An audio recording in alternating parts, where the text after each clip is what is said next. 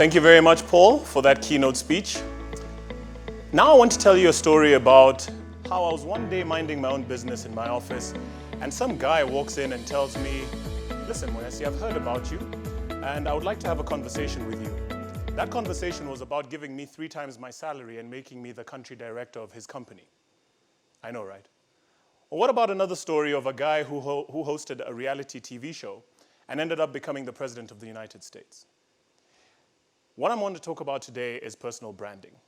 And personal branding for me is personal because it has worked for me in my life, and I hope that in this talk I'll be able to share some of the tips that I have picked up, not just from myself, but from other people, on what it takes to build and maintain a strong personal brand. Your personal brand, first of all, guys, is the mark that you leave on people. A brand is not about you being a celebrity or being well-known or being an influencer. It's really about the mark that you leave on people. So even in your space, as in your family, in your church, or where you work, or even just hapo kwa base, what mark are you leaving on guys? A brand is a mark. And so in this talk, I want us to think about how deliberate we are. And the key word here, guys, is deliberate. How deliberate we are about leaving a mark on people so that that mark can stay long enough with them so that they can make decisions on our behalf. And hopefully those decisions will be good decisions. Your personal brand is, according to the richest man in the world right now, Jeff Bezos, and when he speaks, we listen. He says that your brand is what people say about you when you leave the room, when you're not there. So many of you who are concerned about, oh, what are they saying about me? What is that person talking about me? And so on. That actually matters, because whatever they're saying about you matters. It's not just about your first impression, but also your last impression, okay? The first impression is important. I get it. How you look, how you talk, how you communicate. Within the first 3 to 7 seconds, people will start judging you and deciding, do I want to be in this person's space or not? Do I want to be doing business with this person? Do I like this person? And many other considerations. But after that, after the first impression is over, when you're not there, the last impression, what are people saying about you, and is it good enough for you to wield these 3 important things? Trust, influence, and my big one, being phenomenal. Can people trust you enough once you leave the room? Do you have influence over them? Can you make them behave in a way that you want them to behave? Can you convince them? Can you persuade them?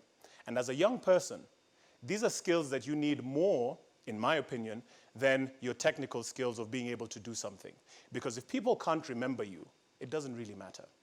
I can tell you a story of the lady that I had serve me on Sunday. Her name is Mary, and she works at a very famous mall here in Nairobi, and her customer service was amazing. Until this point, you had no idea who Mary was. And if I went on and I described Mary and where she worked, and I gave you the actual name of the restaurant, then a picture would start to form about Mary in your mind. And that's the first thing about personal branding. It's a mental picture that your target market gets whenever they think about you. The reason why human beings are different from other animals is because we have this ability to be able to create mental pictures and stories about people, situations, and circumstances. It's not just about facts, guys. It's about the stories that people have about you in their minds and the pictures that those stories create. So the first thing is it's a mental picture. The second thing is it's a promise. It's a promise that tells other people what to expect when they're dealing with you. Imagine a situation where you, and this has happened, I'm not saying where it has happened, where you meet this lady, and she's dolled up to the nines, hair wavy, looking all nice, skin tone is nice and scrubbed, and you know, there's extensions after extensions after extension, and you meet her and you think, yes, jackpot. And then the second time you meet her, there's no more wavy hair, no more extensions, and the person that you met is definitely not the person that you're meeting now. Side A and side B, you're dealing with 2 different people. It's a promise. So the same way you would feel and you would react if you were to encounter someone who looked like this one day and looked like this tomorrow, you'd feel a little bit conned, right? A little bit cheated.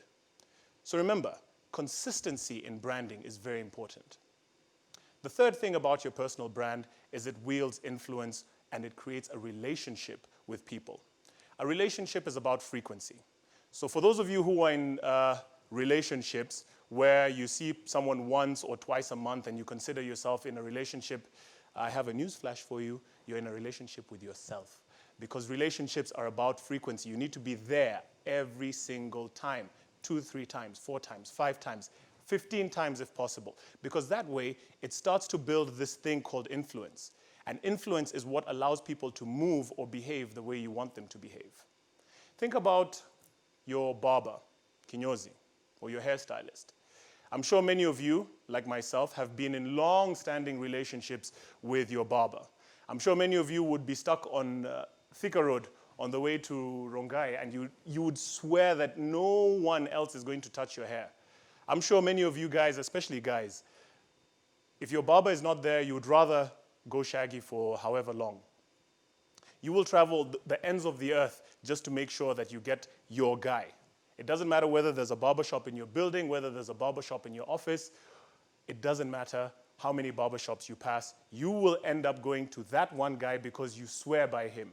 Is it because of his quality? Is it because, what is it? It's about the mark that he has left on you, okay? And that ability to forsake all others, for others to see you, to think about your name, to say, Mwenesi, I don't want to deal with anyone else. I only want to deal with Mwenesi. That ability is what branding is about. And now I quickly want to give you 6 easy steps that you can practically take to be able to create a strong enough personal brand that you can use and deploy in any situation, wherever it is that you will find yourself. Step number 1, be yourself.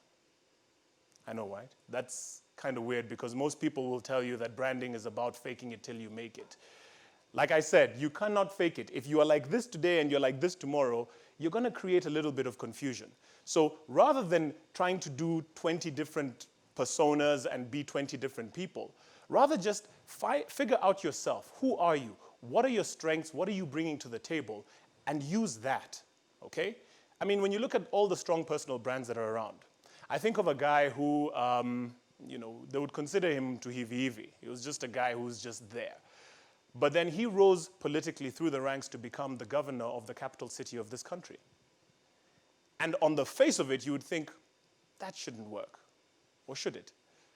It's because he accepted who he was, he accepted what he was bringing to the table, and he played to his strengths. If you take nothing else from this first point, play to your strengths.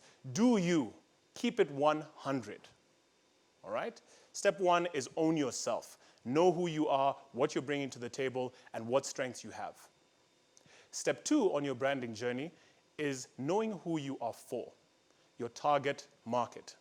In fact, in this industry of media, TA, target audience, is super important. You need to understand who you are for.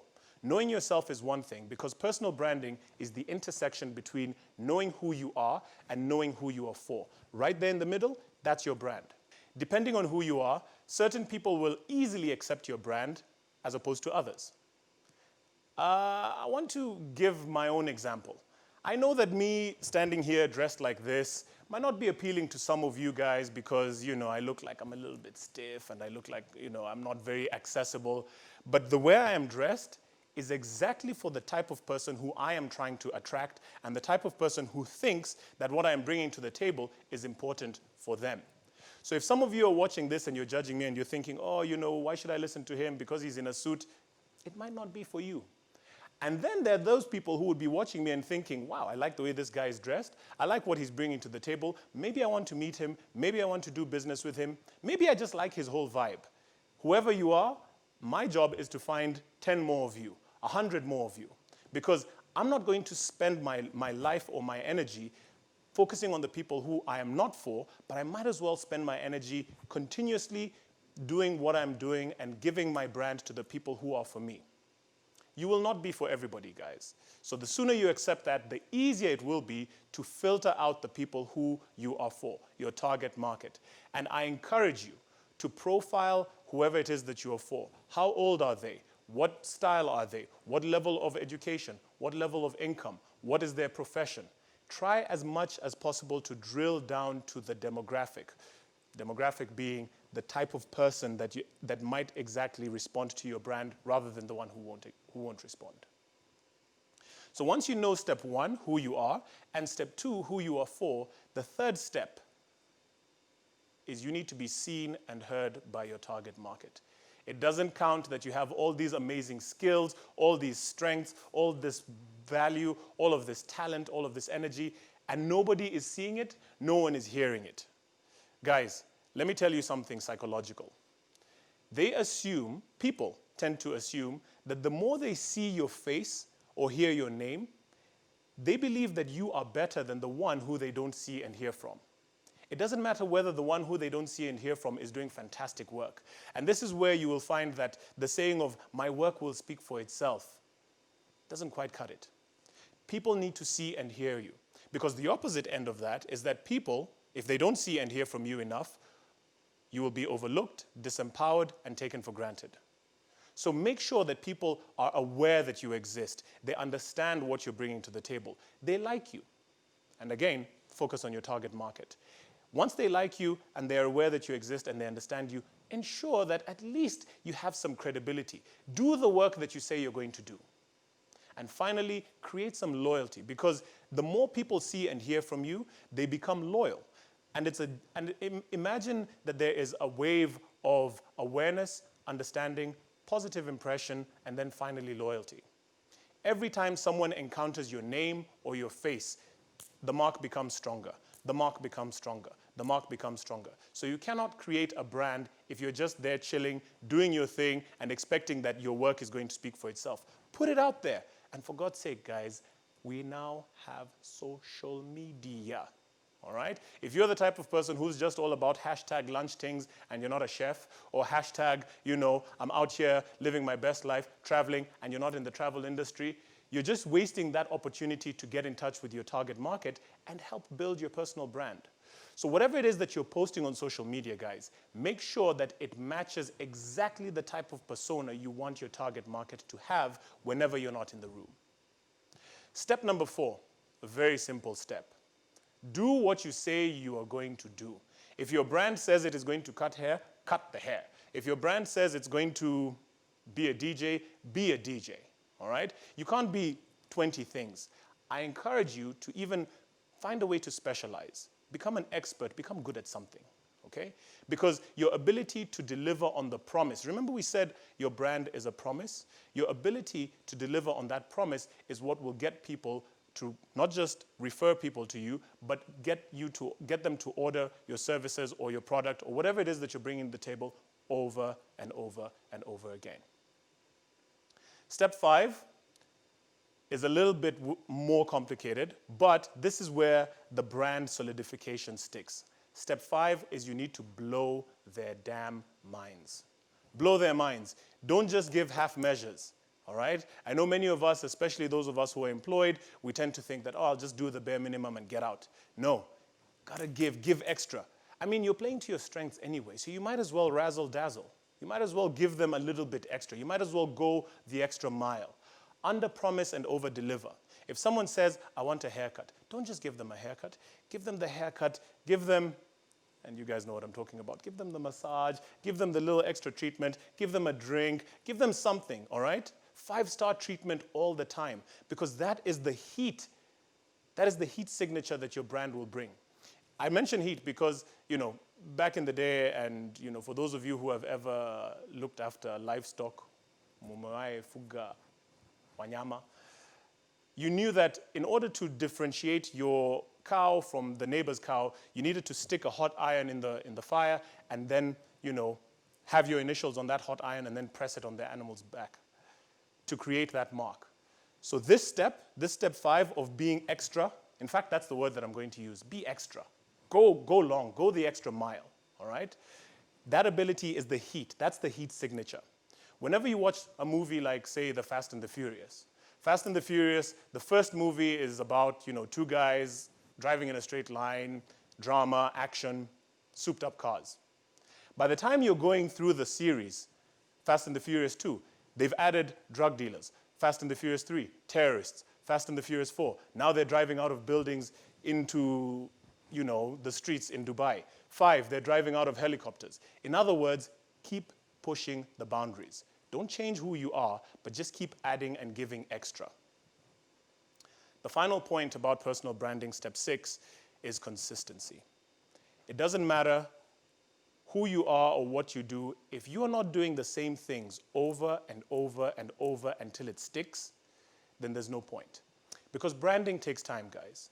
Branding takes time. And I, from the minute that I started wearing tailored suits and making sure that I looked a certain way, I've had to maintain this brand, and this brand has gotten me so many opportunities, not just in media or in business or in the other things that I do as far as teaching and training is concerned, but it's got me here speaking to you as an authority on personal branding. I have worked with a lot of influential people, celebrities, politicians, different kinds of people from across the divide, sportsmen, big organizations, small organizations, but it's because every single time they see me, I am like this, I behave in a certain way, and they have it in their mind that they know what to expect when they're dealing with me. So you have to be consistent. I'm going to take those steps back just in case you missed them, and hopefully you'll be able to use these steps and apply them in your life wherever it is that you are. Step 1, be yourself, keep it real. Step 2, know who you are for, and understand your target market. Step 3, be seen and heard. Make sure that your brand is out there. Use social media wisely. Speak up, put yourself out there. Step number 4, make sure that you deliver on the promise that you said that you're going to deliver on. Step number 5, blow their minds. Go the extra mile. Do more than your target market expects from you. And finally, step 6, be consistent. Consistency is the only currency that matters. I'm hoping, guys, that with these simple steps, you'll be able to grow your personal brand. And I'm looking forward to answering any questions that you have. Thank you so much. My name is Mwenesi Musalia, and we'll check you out on my social media pages. Get yours with Mwenesi.